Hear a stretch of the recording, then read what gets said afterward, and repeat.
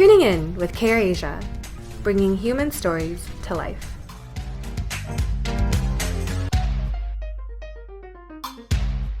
Welcome to another episode of Tuning In with KR Asia. I'm your host, AJ Cortese. Today we are happy to welcome Hao-Ting Chow to the show. Hao-Ting is a veterinarian based in Singapore, as well as an author and entrepreneur. Hao-Ting, thanks so much for joining me. Could you provide us kind of a brief introduction of kind of your professional interests and kind of your more personal interests? So I'm a veterinarian and I split my workload between private practice, so private vet, and then other days of the week I spend it at SPCA Community Animal Clinic. And then I am also volunteer on the committee of the Singapore Veterinary Association. But I guess I'm here today as myself. That's the most important thing so that I don't jeopardize any organization or company. Right. Well, I'm really interested kind of in your work outside of your profession as well, some of your writing and things like that. So I'd like to get onto that later. But I want to kind of start off with maybe a more personal question. What does your hometown of Singapore mean to you? I guess the top of my head, I think at the end of the day, relationships, I think family, friends, because for me, I spent a big part of my adulthood in Melbourne, Australia, but I came back to Singapore mostly for my family. So you've been living in Singapore for how long now? So I grew up in Singapore. I went to Melbourne for 6 years for vet school. And after I graduated, I came back. And it's been 5 years since I graduated. Okay, cool. So I kind of want to learn a bit of some of the lessons you've learned being a veterinarian. Have some of those lessons you've been able to apply in other areas of your life? Can you give me some examples? I guess not so much about like lessons that I learned as being a vet, but more about lessons that I've learned along the way as I pursue my goal of being a vet. I think that's where I learned and grew the most. So I guess when I was in the vet school, it wasn't easy because the financial burden of the school fees and things like that took a toll on our family finances. And there was a period of time where I couldn't even afford my vet school fees. And there was a period of time where I almost had to drop out of vet school just because of that. And that's when I started to explore ways about how to earn money to help to pay for my school fees. And through that journey, I learned a lot of unique skills, I guess, that's not really relevant of being a vet. That's when I explored ways about expanding the mind, learning new skill sets. For example, Tim Ferriss, one of the thought leaders about skill acquisition, how to maximize your personal capabilities, the 80-20 rule, parental principles, all these skills that I've learned was because at the point in time, I was trying to overcome this huge obstacle about how do I pay my school fees? How do I actually fulfill this dream about being a veterinarian? And then that's when I did some quite cool things. I think at the point in time, it was like maybe 8 years now. I published my first Kindle book. I did a few other things to try to earn money on the side while being still in uni. And all these skills that I've learned since then is interestingly translatable to the veterinary industry. And I'm grateful for that. Yeah, that's really interesting. It sounds like it kind of forced you to kind of develop the entrepreneurial side of yourself. Yeah, for sure. Because at the end of the day, I think there's a saying where growth is outside of your comfort zone. I'm going to bring up one line from your bio, Hao-Ting, that I saw, and I kind of want you to elaborate on it for me. You wrote, "So many of us are merely living an empty shell under the influence and pressure of modern society, when truthfully, we are actually capable of so much more." Can you explain a little more what you mean in this quote? So I guess a big part of it is me personally coming from an Asian family, Asian society where we have so many things that we're supposed to do, so many things that when we were young, the society started to imprint on us about what we're supposed to do and how our lives are supposed to be. And that's when through the journey of trying to explore ways of trying to overcome this huge obstacle about like how do I earn the school fees, how do I actually become a vet. So I guess to put things into perspective, my veterinary school fees accumulatively would be like 300,000. And at the point in time, when I applied for vet school, my parents didn't have that money. We were paying one semester at a time. And that's when I realized that the bigger the obstacle, the bigger the dream, the stronger I need to be in terms of my skill set and my mindset. And that's when I started exploring how to become a better version of myself. And that's when I realized that when I was younger, I have certain thoughts that I thought they were mine, but actually were imprinted on me when I was a child. I think that was what I meant, where it was under the influence and pressure of modern society, where we need to earn as much as we can. I think in Singapore, we used to say we need to pursue the 5 Cs, like car, condo, and top of my head, I can't remember what the other 3 is. Yeah, so I guess it's just the capitalistic thinking about pursuing and then buying more things, getting the latest iPhone or the latest Android, and culture of consumerism.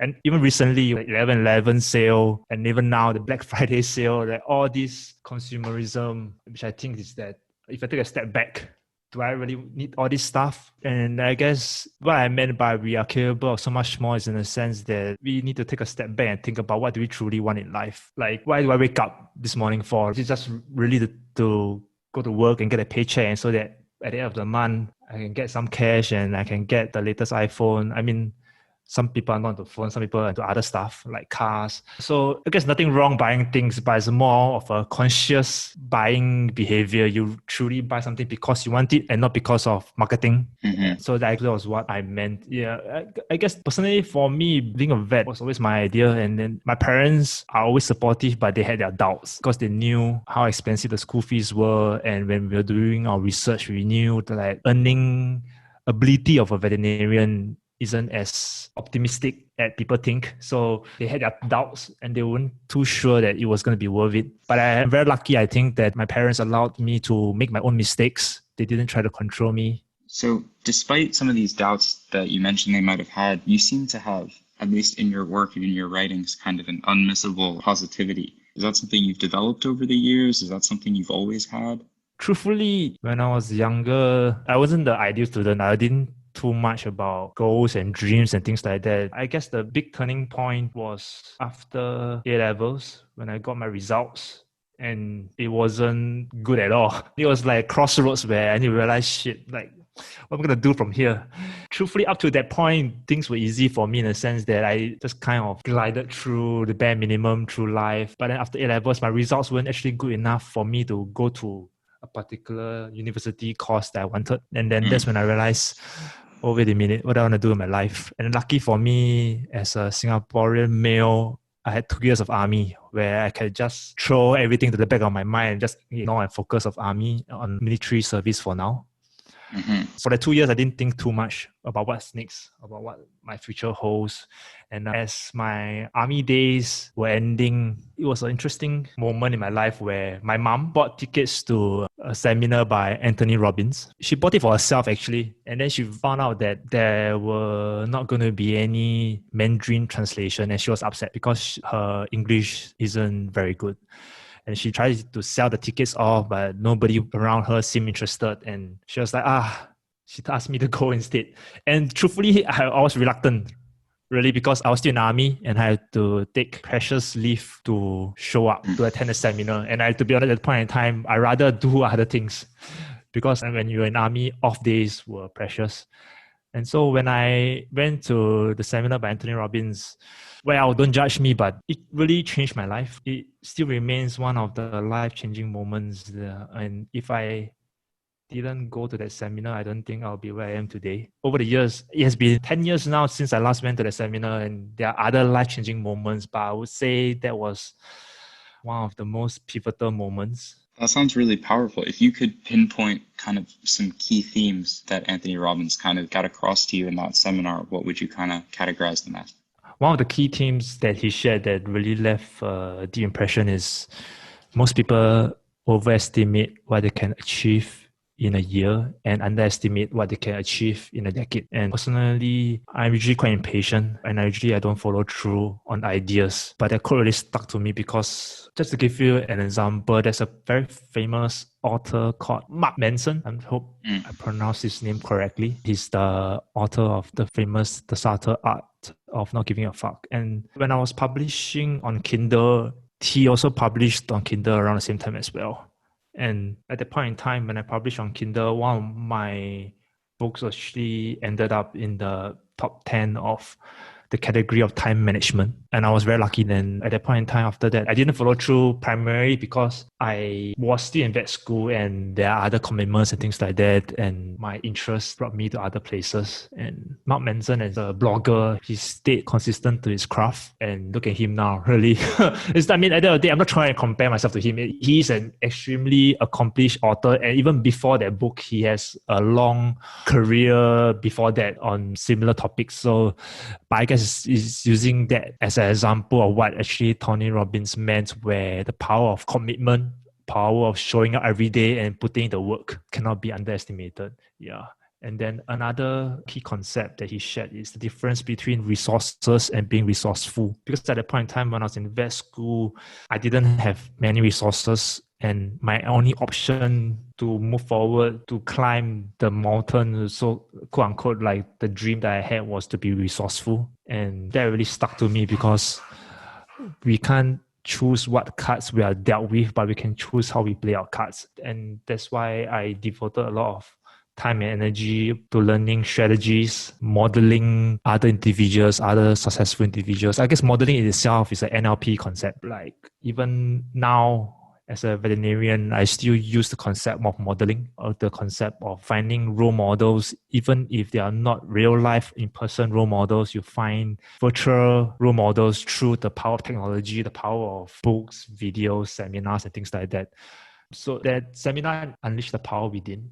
I actually recommended my younger sister to attend the seminar recently as well. And I'm no way related to him, and I don't get paid for this, but I think it's quite a mind-expanding experience where you learn how to question your own reality, because a lot of things that we are taught, a lot of things that we are thinking right now that we perceive as reality may not be reality. There's a thing called subjective reality where it's just an impression that we have and we think this way because it was imprinted on us since we were young.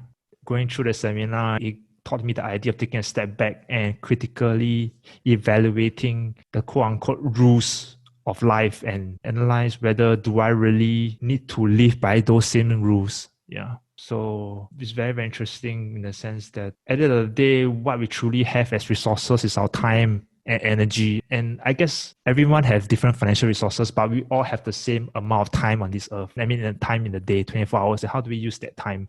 And I think like when you look at a particular individual, like let's say Elon Musk, or you look at Bill Gates, how does he spend his time? How did Elon Musk build a company like Tesla within the last few years where another random individual may not have done something similar? I mean, of course, Elon Musk has his connections, has his financial wealth from his previous companies, but without a doubt, he has the resources, but it's also how resourceful he was that magnified his impact.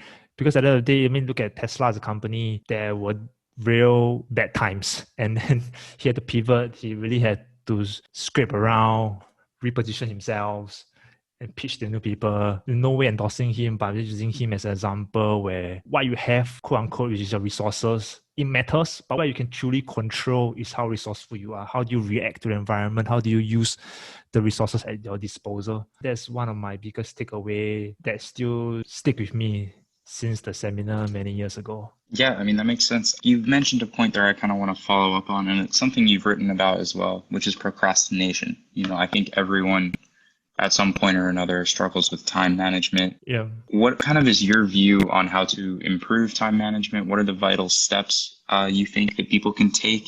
So I guess time management in itself, there's a few well-developed and popular methodologies. There's one particular time management guru that really impacted me is Eben Pagan. He had this program called Wake Up Productive. And when I went through the program, it really helped me in the sense of managing time and energy, because in the sense that time is not equal. Like when you feel the most energetic, that's when you can be the most productive. There's also another very popular technique I'm going to pronounce wrongly, is the Pomodoro technique, which is actually like the wake up productive. Is like Eben Pagan's version of the same technique. So I guess the difficult part is Eben Pagan's time management program is actually like a paid online course. But I guess if you just Google or you search on YouTube, the Pomodoro technique. I think it's life-changing. It really focuses on how you spend your time. Like when you are the most productive, when you're in the zone, time just expands where you can accomplish so much more within that specific frame of time. And another thing that worked for me is actually, it may not work for everyone, but for me, I work best when I am on a tight deadline, right? Setting fixed deadlines. Like for example, even preparing for this interview, I reckon I was the most productive last night. Even though I knew about this interview like way in advance. So I like understand setting that. hard deadlines. Yeah. So like when you force yourself to be productive, you put yourself in circumstances where you have no choice. I mean, it works for me where I work my best when I have a fire under my ass, like forcing me to work. And how I sort of maximize that is I have multiple projects going on and I rotate them. So I collaborate with other people and then they set the hard deadlines for me and then it sort of forces me to work. But this may not work best for everyone because some people, they don't do well with deadlines. They feel pressurized, and when they're pressurized, they don't think they're best. So I think the main key takeaway is to find a formula that works best for you. And there's no one size fit all technique. That makes sense, honestly. Yeah, and then so like for me, when the stakes are high, that's when I perform the best, I think. Okay, Haoting, I want to kind of get on to some of the questions that we did send you in the email. So talk to me about the ethics in veterinary clinics. Kind of how does it work? Is it something that you've adopted from your professors in vet school? Is it something you've developed on the job? How does that work? As part of vet school, we did have a module about animal welfare and ethics. And to be honest, it may not be that applicable to real life, but in Singapore specifically, there is a code of ethics that all vets need to follow. And our license is regulated based on the code of ethics. It is a physical black and white document that lays out the rules, the code of conduct per se of a veterinarian. Have you been to Singapore? Unfortunately, I have not. I was planning to go this year before everything happened. Yeah. So how do I put this? A lot of people are unaware of this, but the veterinary industry in Singapore, we are regulated by a licensing regime, and then we have disciplinary system, which is unparalleled by any other service provider in the animal and pet sector in Singapore. Like at the end of the day, if there is a particular veterinarian that did something that really threatens the profession, threatens the public image of the profession, they may lose their license. So I guess this document called the Code of Ethics is our framework about how we should conduct ourselves as a veterinarian. And do you think this framework, has it covered the kind of all the issues that you've experienced in your professional life? Or do you find that sometimes the decision is left to the veterinarian or maybe the owner and where the code may not completely provide guidance? Let me think about it. Actually, the code of ethics is actually quite well written. By the end of the day, like any piece of document, any framework, it needs to be reviewed as time goes by to make sure it remains relevant. And at the end of the day, it is similar to the concept of medicine where the code of ethics is the foundation document. And actually, as a vet, for example, today I see a particular patient with a particular skin disease. Then how do I treat this skin disease depends on existing frameworks, the existing science and things like that. And everything we do day to day, we consistently refer to other references like textbooks. For example, looking at the questions, we're talking about euthanasia later. So, for example, in the veterinary world, there are actually other documents, other references or textbooks that talk specifically about euthanasia. So, the Code of Ethics is like the first document and it actually branches out. Well, let's get on to euthanasia then. What are kind of your thoughts on healthy euthanasia in Singapore? And yeah, if you could just provide us your perspective on that.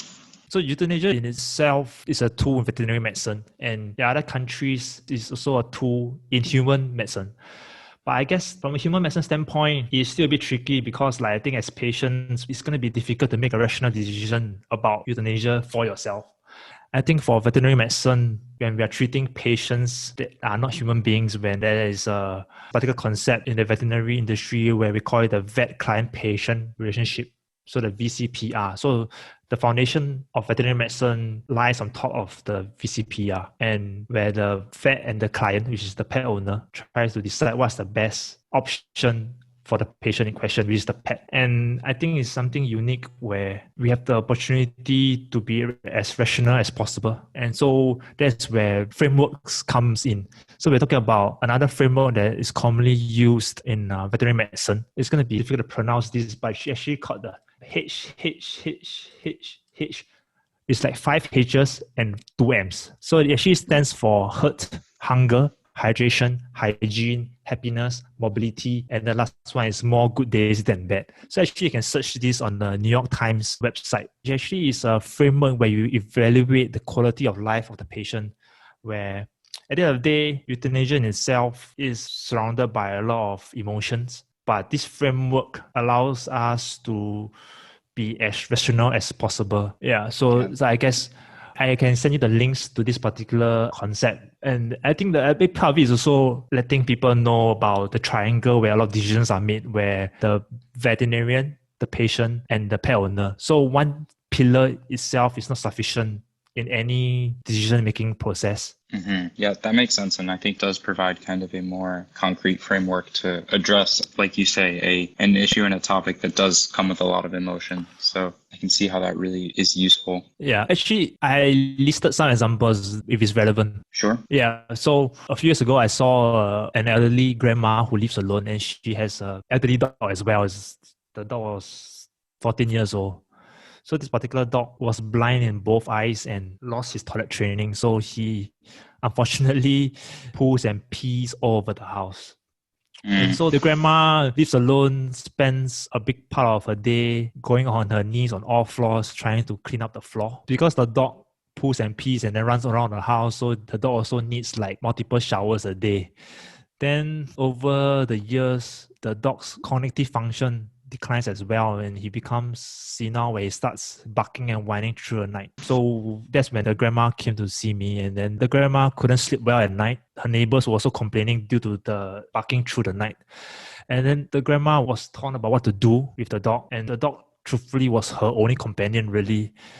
But the grandma was at loss because her knees were starting to ache from being on all floors multiple times a day trying to clean up the poo and pee. And she did try to find a different home for the dog. But truthfully, the dog, how do I put it, nobody was really that interested because the dog had medical conditions and then was really old. And then at that point in time, the grandma really, she was asking herself, like she was wondering if euthanasia was a suitable option. Like she was torn really because this was her only companion. And these are tricky situations, like what we're going to do. And that's where having a framework is helpful. So the previous scale that I mentioned about the 5 H's and 2 M's, it helped us as veterinarians and also helped the grandma decide. Because at the end of the day, we are irrational beings trying to make rational decisions. Yeah, I see how that really helped in that situation. And that is kind of a heartbreaking story. But yeah. I guess the difficult part is every day there are dogs aging, every day there are humans aging. So it's unfortunately a real problem. Mm-hmm. Okay, I kind of want to get on to our final question, which is pretty broad and you can take it kind of in any direction. But where do you think humans have really failed to protect animal rights? If you could highlight some key areas that you think we need to improve upon. So I guess since you don't live in Singapore, do you know the context to this question? Not entirely. I see. Yeah, so I guess I'm not sure if we're going to keep this part in the actual interview because it's like a PR lightning rod. So I guess, this is just let you know what happened. So earlier this year, there was a particular dog that was unfortunately euthanized due to behavioral issues. So the dog started to be aggressive in the household. It's interesting because you actually are based in New York, because in America or in Australia or even the UK, this wouldn't be a controversy. Because at the end of the day, as much as we love animals, we do need to protect the humans as well. Mm-hmm. So the particular dog in question was unfortunately euthanized, and then there was a huge public outroar in Singapore. It was on the newspaper for days. People were upset. People were really trying to find out who the particular vet was, trying to crucify him or her on the internet. And even right now, the government is engaging the local thought leaders, the industry thought leaders like the animal welfare groups, the veterinarians.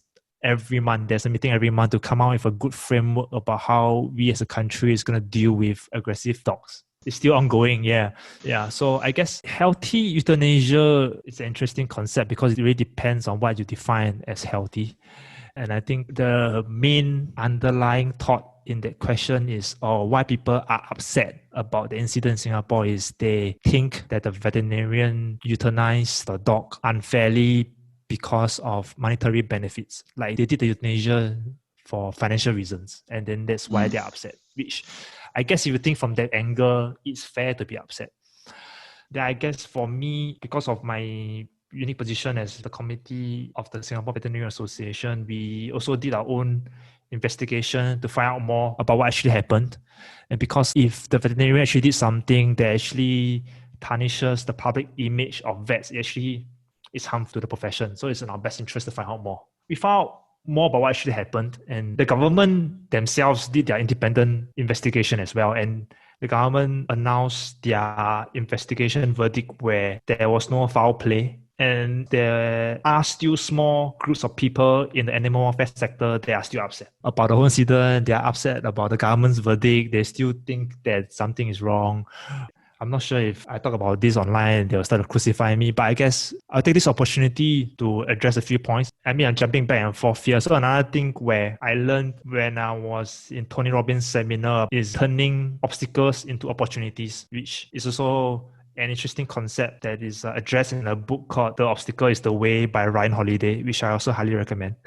Sorry, I digress. So anyway, talking back about healthy euthanasia, I think for individuals who think that healthy euthanasia actually happen in Singapore, they themselves are underestimating the gravity of performing euthanasia. Because like a euthanasia procedure in itself, it will include the sedation to calm the patient down, the placement of intravascular catheter, IV catheter, and then the drug in itself, the procedure itself. I mean, the whole procedure start to end costs between maybe 100 to 200, depending on the size of the patient.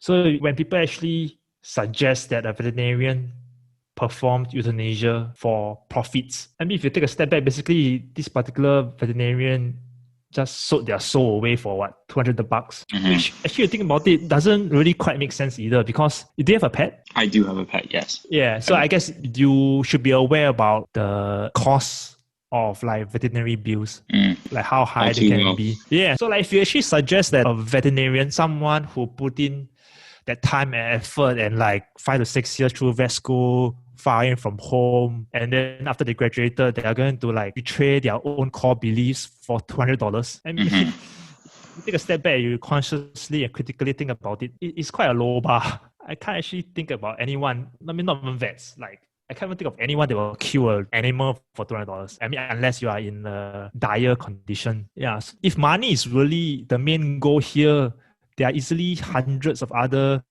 procedures, surgeries, diagnostic tests, or medication. You can easily, I mean, people used to worry about vets just over-prescribing medication. So to clock the bill of $200, the vet actually has so many other ways to generate revenue besides performing euthanasia. So if profit is truly the main goal, there are really a lot of easier and better options that doesn't involve killing the animal. So I think that's why I hope people will actually come to realize that if they truly understand the economics of veterinary medicine, euthanasia is actually bad business. Because to maximize revenue, you need the patient to be alive. Right. That makes sense. Yeah. So, and then we talk about why this question was asked in the first place. Basically, in Asian society, in Singapore currently, we fail to recognize mental illnesses in animals. And then I think talking about animal rights, animal welfare, when we don't recognize and we don't acknowledge mental illnesses in animals, is actually one of the ways we fail to protect them. Just because like we bury our heads in the sand doesn't mean it doesn't exist. And aggression in itself, if you dig in deeper, usually has underlying causes, underlying issues. And usually we need to address these underlying issues in order to treat aggression. Like, why is the dog being aggressive in that scenario? And it can be a difficult conversation because in Singapore, due to our conservative roots, even mental illnesses in humans is still a taboo topic, and also truthfully not widely understood by many. So mental illnesses in animals as an idea, as a concept, still has a long way to go in terms of public awareness. Yeah. So I guess a side note, I found recently that in Singapore, if you are diagnosed with certain medical health conditions like depression, it will actually affect your insurance coverage for other non-related medical conditions. And this actually discourages people from stepping forward and looking for professional help. Yeah, so mental health for humans or animals in general, we are still, unfortunately, light years behind other countries. And then in Singapore right now, we do not have a optimistic or suitable solution for dogs who are aggressive. And that's the crux of the issue, I think. So I guess I'll take this opportunity to introduce someone, a very famous animal behaviorist in the UK, Dr. Ian Dunbar. So he's a veterinarian, and he is also, interestingly, one of the world's first dog trainer. And he famously said that if a dog is fearful and aggressive against humans, and the dog needs to stay in a cage for his whole life without any animal or human interaction so that he and the people around the dog can be safe, then actually the days in solitude is equivalent to life in prison. So he himself thinks that that is an animal welfare issue. Yeah. I guess the interesting thing is a lot of Singaporeans are not aware, but I have ex-classmates who went through vet school with me. They currently work in Australia and America. They work in shelters overseas, and unfortunately, more than 50% of their euthanasias are for dogs who are aggressive and have behavioral issues. So that's why I guess if the particular incident that caused an outroar in Singapore, if it happened overseas, it wouldn't even make the news because they understand the principles behind the difficult decision. It's definitely a difficult topic, and when it's surrounded with so much emotion, like you mentioned, I think it can be difficult. So I don't have any more questions for you, but give you this opportunity to kind of give any last thoughts that you want to share with our audience. I guess at the end of the day, in Singapore and also in a lot of countries all over the world, we do not have an equivalent mental health facility for animals. And in the natural habitat, animals with mental health illnesses will just let nature take its course. But then when we expand our urban areas where we start sharing spaces with animals, there's unfortunately no easy solution for animals that cannot adjust to cohabitating with humans. So I think it is a difficult decision. But I think a big part of it is society itself, like pet owners, we also need to be more scientific savvy, where our approaches need to be backed by science. I mean, if you look at current situation in America, I mean, I didn't realize you're from America, but I added this comment where if the approach to any situation, if it's not backed by science, I mean, for example, I hope I don't offend you by saying this, but for example, Trump administration, the approach to COVID-19, if it's not backed by science, the results can be catastrophic. So at the end of the day, COVID or anything in general, it has to be backed by science. And even for behavioral medicine, you also need to be backed by science. In Singapore, the interesting thing is that I'm not sure if I should say this because I'm going to piss off more people. We have this thing called animal communicators. Have you heard of it? I have not. So animal communicators is like individuals who claim that they can talk to animals. So they are quite interesting group of people. Some of them actually, what they do is they look at a photo of your pet and then they will let you know what the pet is thinking. But some actually need to be present with the animal to actually read the animal's thoughts. So, but I guess what the point I'm driving at is at the end of the day, whatever we do, it has to be backed by science. And then if it's backed by science, then that's where, because like, how do I put it? Science is how we landed on the moon, and science is how mankind progressed. And currently in Singapore, there are a lot of angry people, emotionally charged people that are unhappy about the concept of euthanasia for aggressive dogs. And I think that if we let our emotions and egos make the decisions instead of choosing the path guided by sound scientific evidence, we'll eventually pay the price. If not us, then our pets will pay the price. I guess interesting because you're in America right now, so you may not fully understand the struggles that we have trying to convince people that science actually matters. Unfortunately, I know all too well how that feels. Oh, really? Given the recent election. I see. Yeah. I guess also to take this opportunity using your platform to raise awareness about this idea of vet behavior medicine. So there's a group of people who are specialists in this field. So they are the vet behavior specialists. They are veterinarians who specialize in behavior medicine. So they are pretty much like the psychiatrists in the animal world.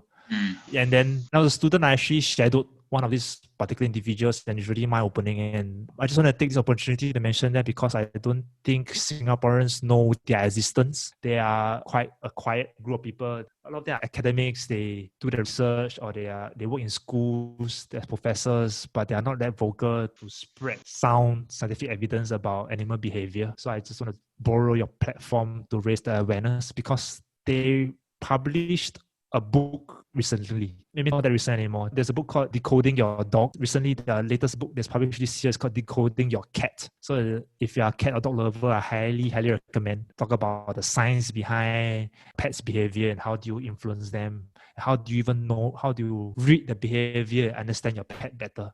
Oh, awesome. Yeah, that sounds like a really cool approach. And I mean, I'm raising a puppy for the first time this year. Already? Yeah, during the pandemic. And I think that, I support a science-based approach to anything we kind of do with the dog. So yeah, it's refreshing to hear that. And yeah, Hao-Ting, I really enjoyed this conversation today. And I think that's kind of where we're going to leave it. I want to thank you again for taking the time to chat with me, and I'll send you the material once the podcast episode and Q&A is ready to be published. Thank you so much.